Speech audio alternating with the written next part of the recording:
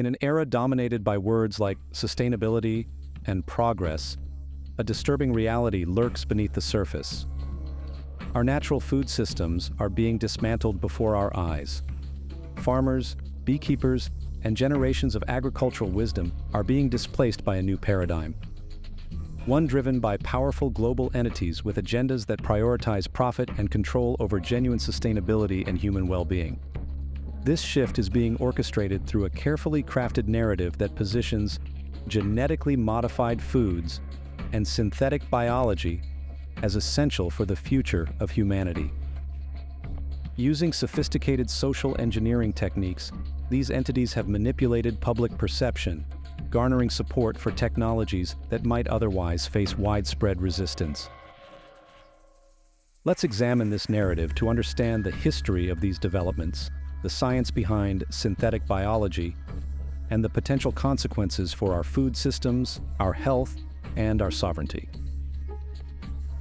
To understand the current push for synthetic biology in our food, we must first look back to 1992, when the United Nations unveiled Agenda 21 at the Earth Summit in Rio de Janeiro.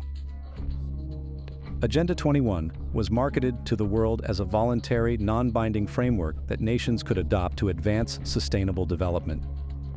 The language was carefully chosen, saturated with buzzwords like environmental stewardship, economic resilience, and social justice. The media played a crucial role. They initially praised the agenda as a groundbreaking initiative. Positive coverage emphasized its ambitious goals and the global consensus it represented. As Agenda 21 prompted criticism, media narratives shifted slightly, highlighting challenges and discrepancies between developed and developing nations. Yet, the core message remained supportive of the agenda. Over time, the seemingly benign ideals of Agenda 21 morphed into a justification for incorporating genetic technologies into food production. Framed as a continuation of the sustainability narrative, genetic modification and synthetic biology were introduced as essential advancements to ensure food security and combat climate change. At the heart of this transformation are several key technologies.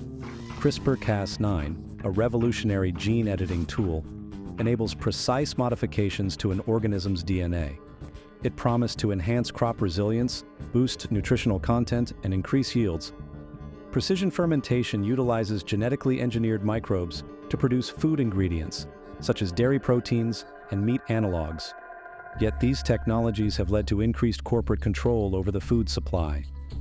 Patents on genetically modified seeds and synthetic organisms restrict farmers' rights and increase their dependence on multinational companies. This consolidation of power threatens food sovereignty and undermines traditional farming practices. The introduction of synthetic biology has disrupted traditional industries, displacing small-scale farmers. Economic hardship and regulatory pressures force these farmers to either adapt to new technologies or abandon their livelihoods. Under the guise of sustainability, the shift toward genetic food production presents far-reaching implications for humanity. It fosters a trend toward global centralized control, where international bodies and agreements increasingly dictate national policies. Farmers and consumers become reliant on advanced technologies controlled by a few powerful entities, eroding traditional knowledge and practices. Multinational corporations gain dominance over the food supply, prioritizing profit over public good and jeopardizing food security and equity. You might be wondering, if these technologies are so potentially harmful, how have they gained such widespread acceptance? The answer lies in the art of social engineering. Their proponents have mastered the art of framing. They portray synthetic biology as the savior of the planet, the key to sustainability, and the solution to feeding a growing population. The language is carefully chosen to present synthetic biology as essential for minimizing environmental impact and mitigating climate change. With the looming narrative of an unsustainable global population, synthetic biology is portrayed as the only viable answer to hunger and malnutrition, despite potential long-term risks. The media plays a pivotal role in shaping public opinion. Mainstream outlets often highlight the perceived benefits of synthetic biology, showcasing success stories while downplaying or ignoring potential risks. Social media platforms, with their sophisticated algorithms and content moderation policies, can further amplify this bias. Entities like Facebook and YouTube can detect and suppress content that challenges the dominant narrative, promoting instead information that reinforces the positive framing of synthetic biology. The result is a carefully curated information landscape that favors technological advancement without critical scrutiny. Educational institutions also play a role in shaping perceptions. Schools and universities increasingly incorporate synthetic biology into their curricula, promoting it as a promising field of study and a lucrative career path. Corporate-funded educational initiatives further entrench these positive perceptions, creating a pipeline of future scientists and engineers who view synthetic biology as the inevitable future of food production.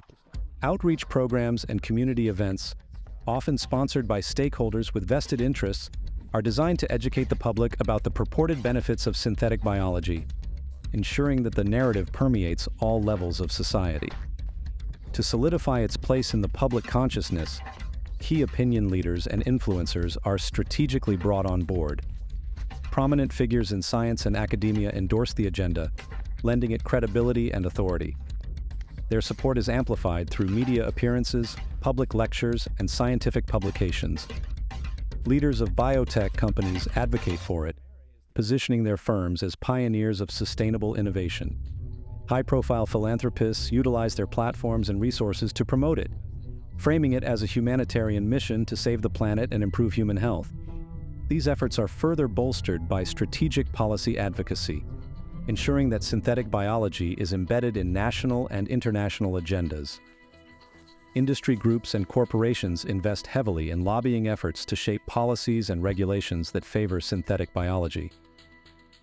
Collaborations between governments, corporations, and NGOs present synthetic biology as a joint effort for the common good, further legitimizing the technology and streamlining its adoption.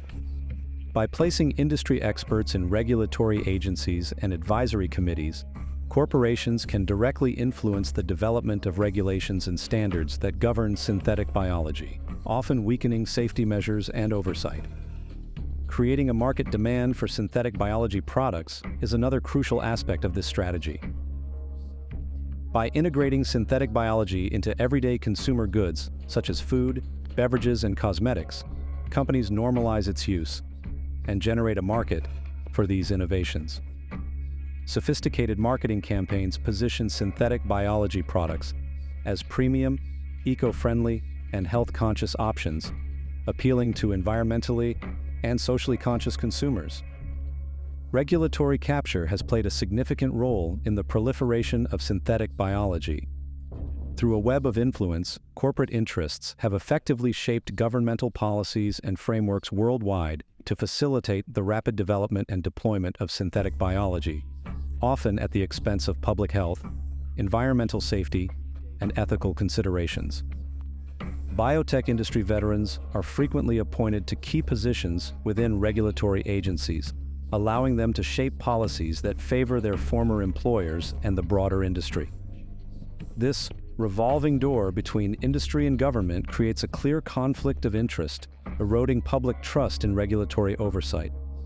Regulatory bodies often establish advisory committees composed primarily of industry stakeholders. These committees, tasked with providing recommendations that influence policy decisions, often prioritize corporate interests, resulting in a regulatory framework that aligns with industry goals rather than public well-being. The biotech industry invests heavily in lobbying efforts to shape legislation and regulation in their favor. This ensures that policies are crafted to support the rapid development and deployment of synthetic biology technologies, with minimal oversight or consideration of potential risks.